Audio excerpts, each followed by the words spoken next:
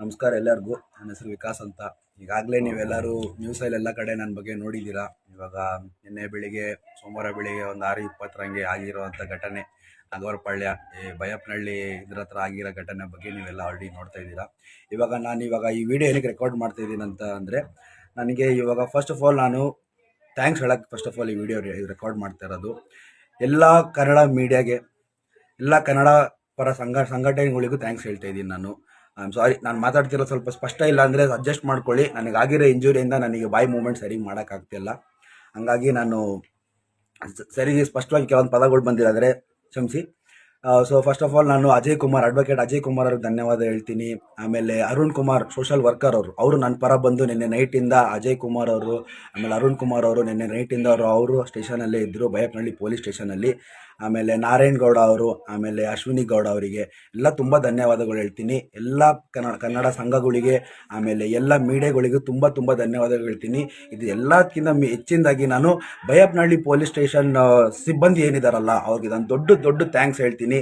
ನಂಗೆ ನಿಜ ಹೇಳ್ಬೇಕಂದ್ರೆ ನನ್ನನ್ನು ಅವರು ತುಂಬ ಚೆನ್ನಾಗಿ ನೋಡ್ಕೊಂಡಿದ್ದಾರೆ. ಅವರು ನನ್ನ ಮೇಲೆ ಯಾವುದೇ ಇದಾಗಲಿ ನಾನು ತುಂಬ ಚೆನ್ನಾಗಿ ನೋಡ್ಕೊಂಡಿದ್ದಾರೆ. ಅವರು ಒಬ್ಬ ವಿಕ್ಟಿಮ್ ಯಾವ ಸ್ಥಿತಿಯಲ್ಲಿದ್ದಾಗ ಹೆಂಗೆ ನೋಡ್ಕೋಬೇಕು ಹಂಗೆ ನೋಡ್ಕೊಂಡಿದ್ದಾರೆ. ನನಗೆ ಮೆಡಿಕಲ್ ಅಸಿಸ್ಟೆನ್ಸ್ ಕೊಟ್ಟಿದ್ದಾರೆ. ಆಮೇಲೆ ನನ್ನ ಸೈಡ್ ಆಫ್ ಸ್ಟೋರಿನೂ ಕೇಳಿಸ್ಕೊಂಡಿದ್ದಾರೆ. ಆಮೇಲೆ ನನ್ನ ಕಡೆಯಿಂದನೂ ಒಂದು ಕಂಪ್ಲೇಂಟ್ ತೊಗೊಂಡಿದ್ದಾರೆ ಅವರು.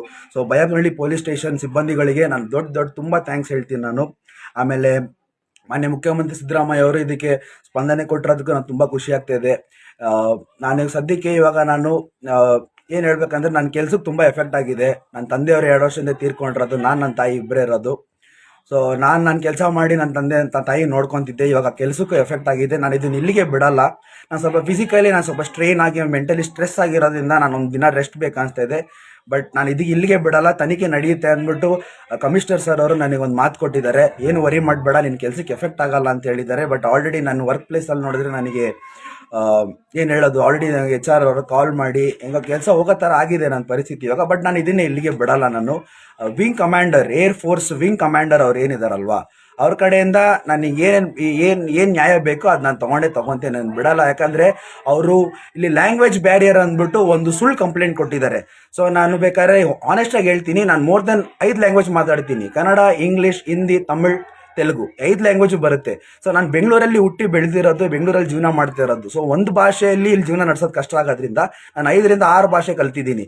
ಸೊ ಅವರೊಂದು ಫಾಲ್ಸ್ ಕೇಸ್ ಕೊಟ್ಬಿಟ್ಟು ಅವರೇ ನನ್ನ ಮೇಲೆ ಹಲ್ಲೆ ಮಾಡಿ ಈ ಥರ ಮಾಡಿರೋದು. But first and foremost Ajay Kumar, Arun Kumar, ಆಮೇಲೆ ಎಲ್ಲ ಸಂಘಗಳಿಗೆ, ಆಮೇಲೆ ನಾರಾಯಣ್ ಗೌಡ ಸರ್, ಆಮೇಲೆ ಅಶ್ವಿನಿ ಗೌಡ ಮೇಡಮು, ಸಿದ್ದರಾಮಯ್ಯ ಸರ್, ಆಮೇಲೆ ಹೋಮ್ ಮಿನಿಸ್ಟರ್ ಪರಮೇಶ್ವರ್ ಸರ್, ಆಮೇಲೆ ಬೈಯಪ್ಪನಹಳ್ಳಿ ಪೊಲೀಸ್ ಸ್ಟೇಷನ್, ನಿಮ್ಮೆಲ್ಲರಿಗೂ ತುಂಬ ಧನ್ಯವಾದಗಳು. ನನಗೆ ಇದೊಂದು ದಿನ ನಾನು ರೆಸ್ಟ್ ಮಾಡಬೇಕು. ನಾನು ತುಂಬ ಮೆಂಟಲಿ ಸ್ಟ್ರೆಸ್ ಆಗಿ ಹೋಗ್ಬಿಟ್ಟಿದ್ದೀನಿ. ಸ್ವಲ್ಪ ಮೆಡಿಕಲ್ ಎಮರ್ಜೆನ್ಸಿ ಬೇಕಂತ ಅನಿಸ್ತಾ ಇದೆ.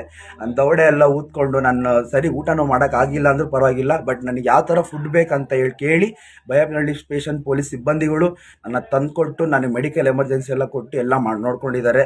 ಹಂಗಾಗಿ ನಾನು ಈ ಮಾತನ್ನು ಮುಗಿಸ್ತಾ ಇದ್ದೀನಿ. Thank you.